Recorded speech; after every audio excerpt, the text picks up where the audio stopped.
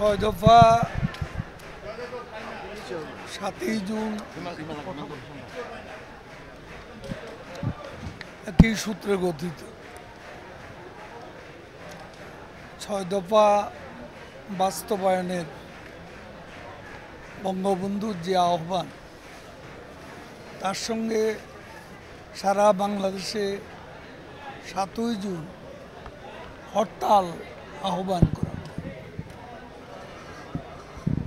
সেই হরতালে তেজগাঁর শ্রমিক নেতা মনু মিয়া সহ নারায়ণগঞ্জ, চট্টগ্রামে বেশ কয়েকজন প্রতিবাদকারী, হরতাল পালনকারী শ্রমিক জনতা নিহত। ছয় দফাকে এক কথায় আমি বলতে পারি, ছয় দফা হচ্ছে স্বাধীনতার পথে স্বাধিকার সংগ্রামের ঐতিহাসিক মাইল ফলক।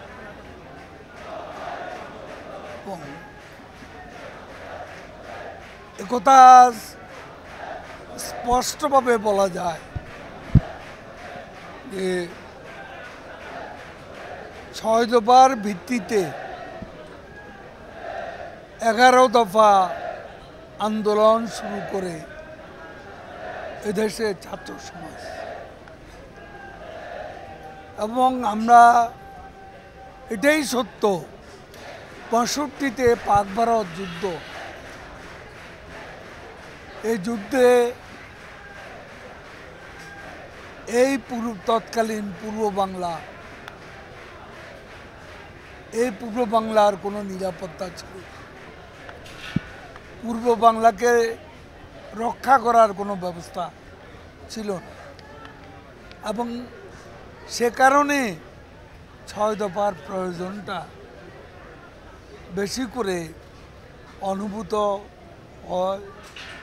সত্য কথা বলতে কি, ছয় দফা যদি না হতো তাহলে 69-এ 6 দফা ভিত্তিক 11 দফা গণবিস্ফোরণ, বাংলাদেশে যে গণ-অভ্যুত্থান, এ গণ-অভ্যুত্থান হতো কিনা, সেটাই হলো বড় কথা।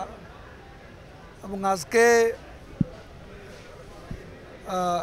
আমাদের ইতিহাসে বাঁক পরিবর্তনকারী, it was a turning point in our history, স্বাধিকার সংগ্রামের চূড়ান্ত পর্যায়ে।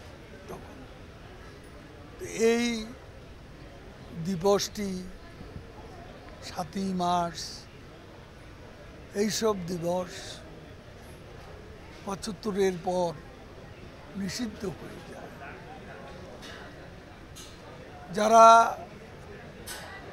নিষিদ্ধ করে দেয় তারা খুনের সঙ্গে 75-এর তারা জড়িত।